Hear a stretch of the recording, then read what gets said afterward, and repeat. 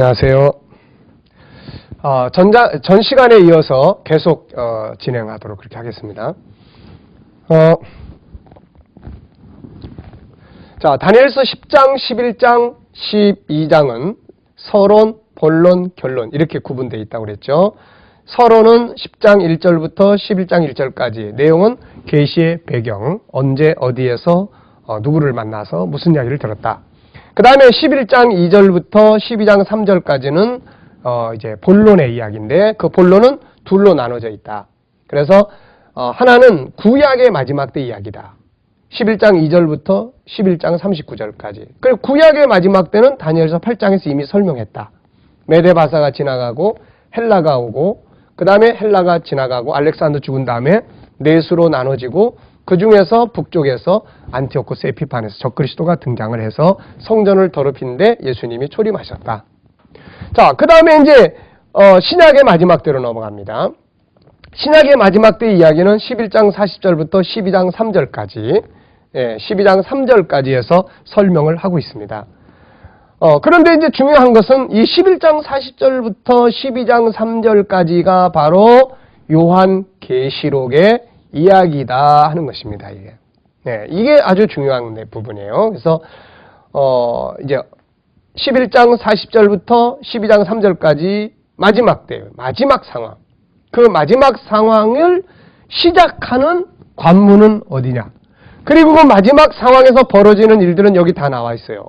이미 7장에서도 적그리스도에 대한 이야기, 9장에서도 예루살렘 성전이 건축되고 적그리스도 등장하는 이야기, 그러고 나면 주님 오시는 거예요. 그러니까 마지막 때 이야기는, 상황은 이런 것들이에요, 이게. 근데 언제부터 이런 마지막 때 상황이 시작이 되는 것이냐, 이제 이 문제가 이 부분에서는 핵심적 부분이 되겠습니다.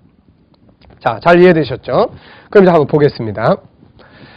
자, 이제 11장 2절, 구약의 마지막 때 상황입니다. 바사가 지금 있어요. 근데 바사의 앞으로 새 왕이 더 등장하고, 그 다음에 그가 또 다른 왕이 등장해서 부유해지고 난 다음에 헬라국을 공격을 할 거다. 이제 그런 이야기예요. 근데 헬라국을 공격을 해서 무너져 버리죠. 그래가지고 헬라가 등장합니다. 그래서 3절에 보면 이제 그 헬라의 이야기입니다. 장차 한 능력 있는 왕이 일어나요. 이 사람이 알렉산더죠. 근데 이 사람이 33살에 죽습니다. 그래가지고 그가 죽은 다음에 어떻게 해요? 강성할 때 4절, 그 나라가 갈라져서 천하 사방에 나눈다. 그래서 이미 7장에서 이 나라를 상징하는 헬라, 이게 이제 표범, 머리가 넷으로 나눠졌던 것을 우리가 이미 봤죠.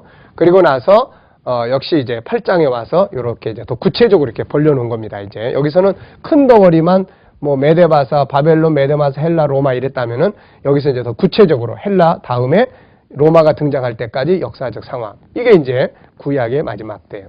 그래서 넷으로 나눠진다. 천하 사방에. 그러면서 이제 5절부터는 무슨 이야기냐면은, 자, 여기서 이제 구약의 마지막 때 적그리스도는 요 북방에서 나타납니다. 여기서. 그렇기 때문에 요 동쪽이나 서쪽이나 이거는 별 관심 없어요. 그래서 이 내용은 이제 여기하고 남방왕, 여기하고만 계속 이렇게 왔다 갔다 하는 전쟁 상황을 이제 다루고 있습니다. 그래서 계속 북방왕이 남쪽 공격하고, 남쪽이 이집트죠. 이집트 공격하고, 또 이제 이집트가 북방 공격하고, 뭐 이런 과정이 계속 오고 가는 역사가 이제 진행이 됩니다. 그러는 과정에 그 주인공이 등장을 하죠. 그 주인공에 대한 등장에 관한 이야기가 바로 21절입니다. 21절. 그 21절에 보면은 또 그 위를 이을 자는 한 비천한 사람이라, 나라 영광을 그에게 주지 아니할 것이나 그가 평안한 때를 타서 괴율로 그 나라를 얻을 것이며, 바로 이 사람이 바로 이 주인공 안티오코스 에피파네스라는 사람입니다. 그래서 주석들을 보면은 이 사람에 대한 이야기를 잘 설명들을 했습니다. 그리고 이 사람은 이제 본래 이제 왕에 오르는 장자가 아니고 이제 차자인데, 그 자기 이제 조카가 왕위에 오르게 될 상황이 됐을 때 그 조카를 이제 물리치고 자기가 이제 왕이 돼버리는, 우리나라 이거 수양대군과 같은 비슷한 사람이죠. 이 사람이 이제 이런 사람들이 왕이 되고 나면은 자기의 정통성이 없기 때문에 항상 그 폭력적인 정치를 합니다. 그리고 전쟁을 한다든지, 그래서 자기의 어떤 그런 그 정통성을 이렇게 정리하려고 하는 이런 생각들을 가지고 있는 거죠. 그래서 이 사람도 역시 계속해서 이제 전쟁을 쭉 합니다. 그래서 여기 보면 이제 남방을 계속 공격해 와요. 남방을 쳐들어옵니다. 자, 그래가지고 28절 보십시오. 북방왕은 많은 재물을 가지고 본국으로 갑니다. 이제 이집트 공격하고 그러면서 이제 다시 시리아로 가게 되죠. 그런데 그 다음에 또 작정된 기한에 또 옵니다. 29절에 보니까 또 전투에 어느 시점이 지나서 또 와요. 그런데 이번에는 상황이 영 안 좋습니다. 왜냐하면은 이때 상황은 지금 로마가 한참 지중해에서 막 부각되고 있는 이런 시점이에요. 그러다 보니까는 여기에 기띔의 배들이 이르러 그를 칠 것이다. 이 기띔의 배들은 바로 로마의 지중해 함대를 가리키는 말이다. 이렇게 봅니다.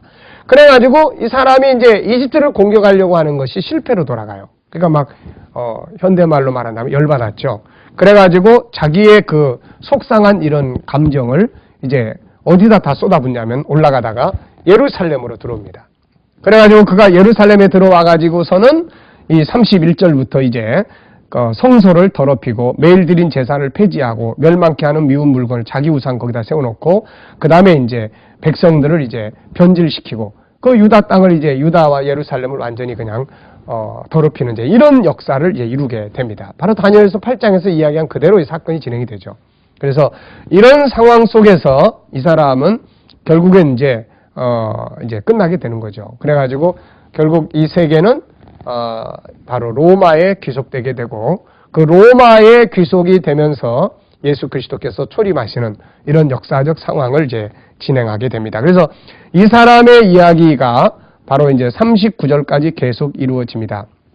근데 여기 보면은 이제 27절에 작정된 기한에 미쳐서 또 35절에 보면은 마지막 때까지. 그런데 여기서 이 마지막 때를 우리가 신약의 마지막 때로 보면 안 된다고 말씀드렸죠. 항상 우리는 마지막 때 그러면은 두 종류의 때를 우리에게 이제 보여주고 있는 것입니다. 하나는 바로 이제 구약의 마지막 때, 하나는 신약의 마지막 때. 그래서 이 사람 이야기는 신약의 마지막 때 이야기가 아니라 바로 구약의 마지막 때 이야기다 하는 것을 우리가 기억하시면 되겠습니다. 이 사람이 이렇게 이제 돼지피를 뿌리고 성전을 더럽히고 할 때 이 사람을 대항한 가문이 있었죠. 많은 제사장과 유대인들이 이제 변질돼 가지고 이 사람에게 이제 항복하고 이 사람의 뜻을 따라갈 때에 그래도 보수적 그런 일꾼, 그 사람이 바로 마카비우스라고 하는 제사장인데 그 가문을 중심으로 해서 이제 이 안티오쿠스 에피파네스를 대적하는 그런 이제 싸움이 시작이 됩니다. 그래서 그를 쫓는 이제 또 경건한 그런 유다 백성들이 결국은 이제 시대가 흘러가면서 잠깐 동안에 독립도 하게 되고 또 그런 과정에 이제 그 가정에서 또 이제 왕족으로 이제 자기들 변신시키기도 하고 그러면서 이제 정치 속에서 이제 시리아라든지 기타 이제 여론 로마라든지 이런 상황 속에서 종교가 이제 정치화되기 시작하고 그들의 영향력 아래 들어가다 보니까 제사장도 막 그들이 임명한다든지 그러다 보니까 돈이 또 필요하다든지 그래서 이제 이 종교 지도자들이 다 돈에 중심을 둔다든지 막 권력이 둔다든지 이런 아주 복잡한 정치적 과정들이 중간에 이제 거쳐 지나가다가 마침내 이제 그 헤롯이라는 사람이 등장을 합니다. 이 사람은 원래 정통 유다 지파가 아니라 에돔 사람입니다. 이둠의 사람, 에돔 사람인데 이 사람이 이제 그 로마의 세금을 걷는 그런 이제 감독관이었다고 해요. 유대 지역에. 근데 이제 이 사람이 하도 충성을 다하고 열정적으로 잘하니까 결국 이제 로마가 우리가 유다를 통치하면 예루살렘을 접수하면 유다를 접수하면은 너를 유대의 왕으로 세워주겠다 해가지고 왕으로 이제 세워진 바로 그런 사람입니다. 자, 그러다 보니까 이제 사실 이때 당시에 그런 정치가 싫어서 이제 바깥으로 가서 은둔하던 그런 당파도 있게 되고 이런 보수적 그런 당파들도 생기게 되고 현실적 당파들도 생기게 되고 이런 과정들을 거치면서 예수님의 시대를 이제 맞이하게 됐던 것이죠.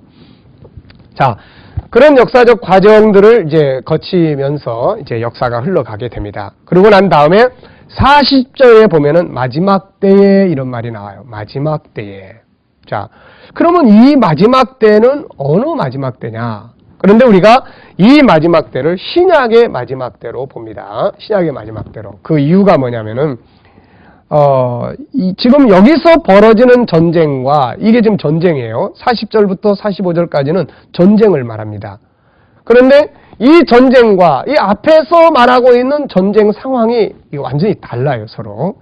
주역이 다르고 대상이 다르고 목적지가 다르고 참여자들이 다르다 하는 걸 볼 수가 있고, 그 다음에 또 하나는 이 전쟁과 맞물려 있는 사건들이 있어요. 이 전쟁과 맞물려 있는 사건들이 12장 1절, 2절, 3절의 내용입니다. 그러니까 이 11장 40절부터 12장 3절까지는 크게 네 가지 사건이 정리가 되어 있어요. 하나는 전쟁. 전쟁은 40절부터 45절까지. 이게 전쟁. 그 다음에 또 하나는 12장 1절. 예, 뭡니까? 12장 1절은 뭐냐면은 이 적그리스도의 등장이에요. 내 민족을 호위하는 대군 미가엘이 일어날 것이요 환란이 있으리니 이는 개국 이래로 그때까지 없던 환란일 것이며 그때 내 백성 중 무릇 책에 생명책에 기록된 자들이 다 구원받는다. 적그리스도가 등장하는 거예요. 그 다음에 이제 2절은 무엇입니까? 2절은 뭐냐면은 땅의 티끌 가운데서 자는 자 중에 많이 있게 영생을 얻는 자도 있겠고 수욕을 받아서 무공히 부끄러움을 입을 자도 있을 것이며, 이게 무슨 말이냐면은 부활입니다. 부활은 언제 일어나는 거예요? 바로 예수님 재림 때 일어나는 사건이잖아요. 그 다음에 이제 3절은 무슨 이야기냐? 3절을 보시면은 지혜 있는 자는 궁창의 빛과 같이 빛날 것이요 많은 사람을 옳은 대로 돌아오게 한 자는 별과 같이 영원토록 비치리라. 이렇게 말씀하고 있어요. 성도들의 영광과 상급입니다. 하나님의 나라가 이제 임하는 거죠. 그래서 성도들이 영광과 상급을 받아요. 자, 그러면 보십시오. 이제 성도들의 영광이 상급을 받아요. 하나님 나라가 임합니다. 그리고 부활, 예수 재림하십니다.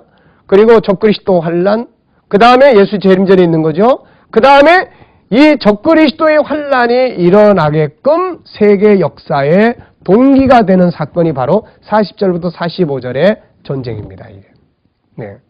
그래서 이 전쟁은, 요 전쟁은 그야말로 끝과 연관이 딱 맞물려 있는 거예요. 이 전쟁이 만약에 우리 눈앞에서 딱 벌어진다. 그러면 이제 우리는 이제 역사의 끝이 왔구나. 이제는 주님이 오시는구나. 이런 것들을 우리가 이제 피부로 느낄 수 있는 그런 시점입니다. 자, 그러면 이제 이 전쟁이 일어나는 시기는 언제냐는 거죠. 언제 이 전쟁이 일어나느냐. 이제 이 부분인데, 이 부분은 이제 우리가 이 내용을 읽어가면서 한번 정리를 해보겠습니다.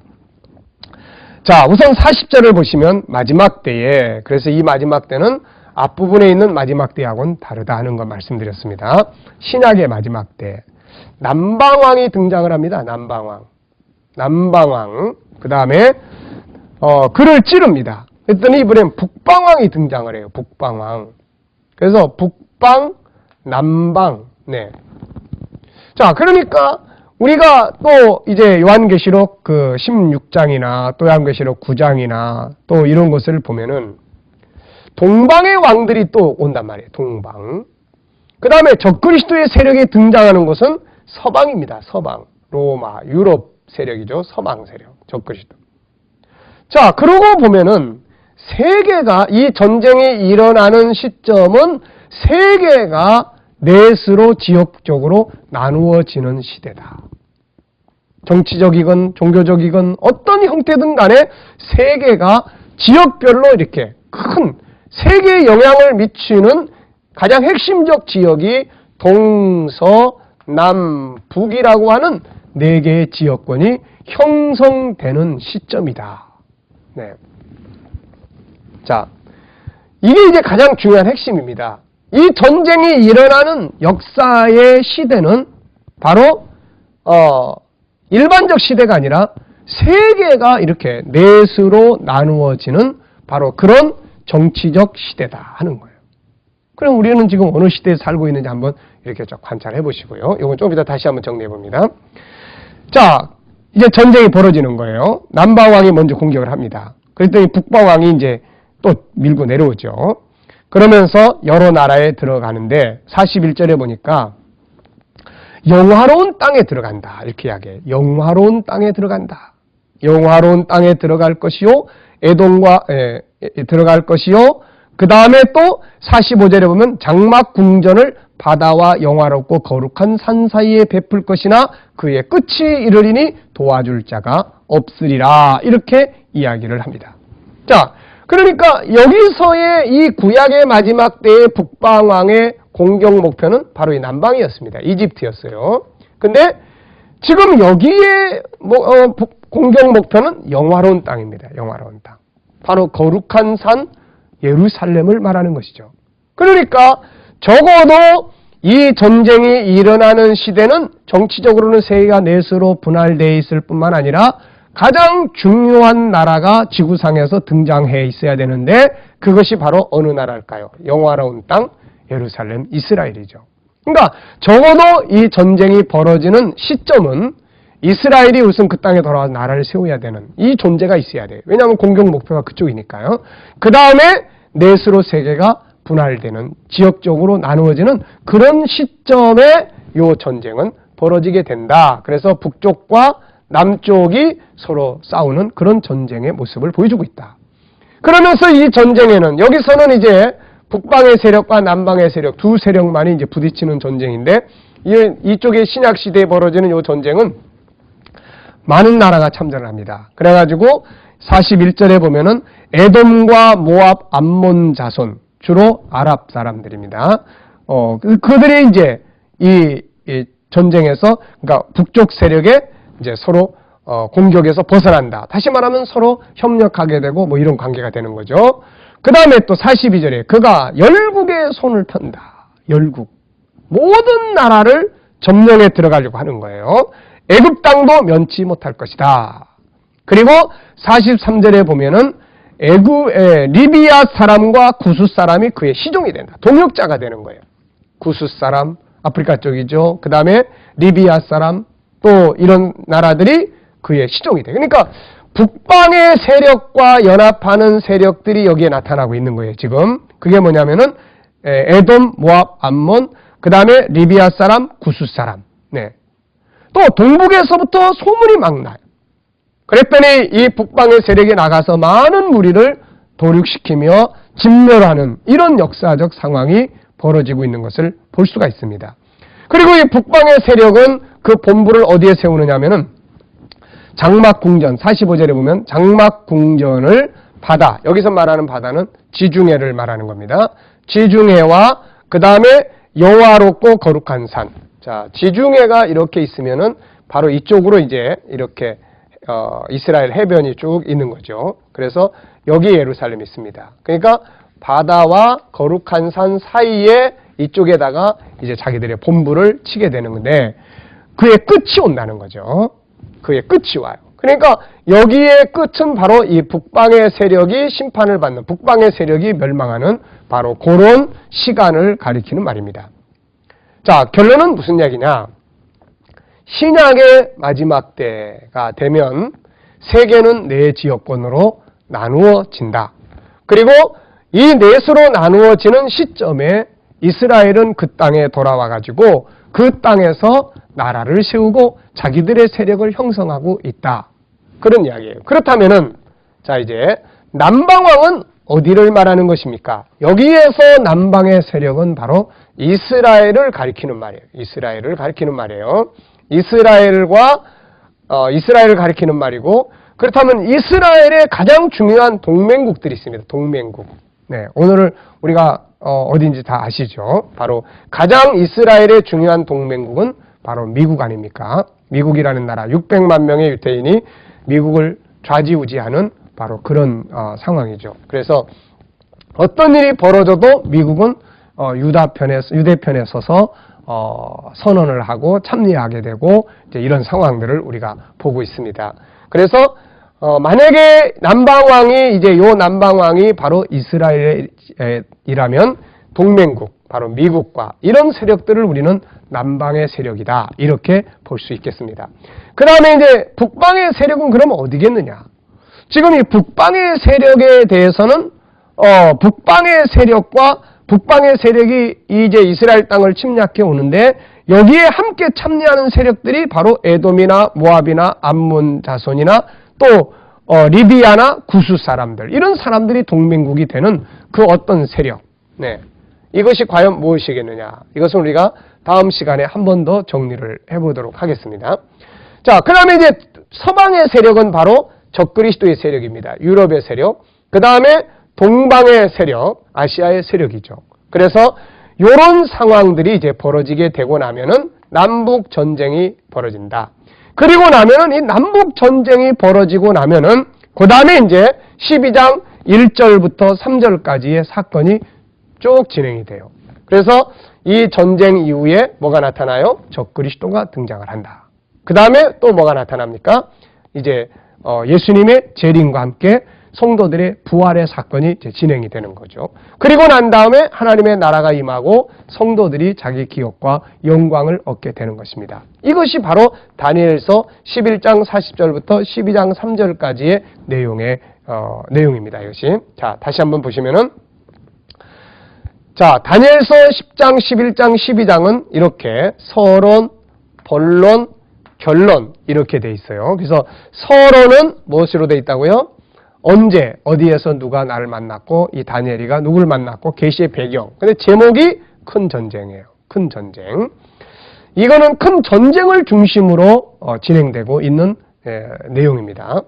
그 다음에 이제 본론은 11장 2절부터 시작해서 12장 3절까지인데 이것이 이제 둘로 나눠져 있다는 거죠. 하나는 11장 2절부터 11장 31절까지. 이거는 구약의 마지막 때. 그래서 메데바사가 지나고 헬라가 지나가고 넷으로 나눠진다. 북쪽 시리아, 동쪽, 그 다음에 서쪽, 본토, 그 다음에 남쪽 이집트. 그리고 난 다음에는 둘 사이에 계속 전쟁이 일어나요. 이제 그러다가 북쪽의 시리아에서 안티오코스 에피파네스가 적그리스도가 등장을 해서 성전을 더럽히는 바로 그런 시대. 그러고 난 다음에 예수님이 이제 초림하시게 되는 내용이다. 중요한 건 이제 여기입니다. 이제 이 신약의 마지막 때예요. 역사는 흘러가서 항상 끝에는 뭐가 옵니까? 하나님의 나라가 임하는 거 아닙니까? 그러니까 이 역사의 끝이라고 하는 건 예수님 재림과 하나님의 나라가 임하게 되는 이런 시점을 이제 가리키는 말이죠. 그런데 이제 여기에서도 역시 구약의 가치 정치적 상황이 어떻게 돼요? 세계가 넷으로 나누어진다 하는 것을 우리가 알게 되고 또 이스라엘이 그 땅으로 돌아오게 된다 하는 내용. 그리고 나면은 이스라엘을 중심한 남방의 세력, 또 여러 아랍 지역과 아프리카 지역들과 그 다음에 어떤 북방의 한 세력이 또 하나의 이제 세력을 형성하게 되고 이 두 세력이 전쟁을 치르게 된다. 그러면 이제 지금까지 있었던 이 무대는 다 허물어지게 되고 새로운 무대가 만들어지는데 그 무대 위에 등장하는 인물이 바로 적그리스도, 그 다음에 예루살렘 성전 건축 이런 일들이 벌어지게 될 것이다. 그리고 난 다음에 앞에서 이야기한 일의 절반, 제사와 예물 폐지하게 되는 것, 한때 두때 반때의 환난과 핍박이 있게 되고 그 다음에 예수님 재림, 부활하시게 되고 부활, 재림, 그 다음에 성도들의 영광이 얻는 그분의 나라가 임하게 되는 이런 이제 상황이 여기에서 나타나고 있다.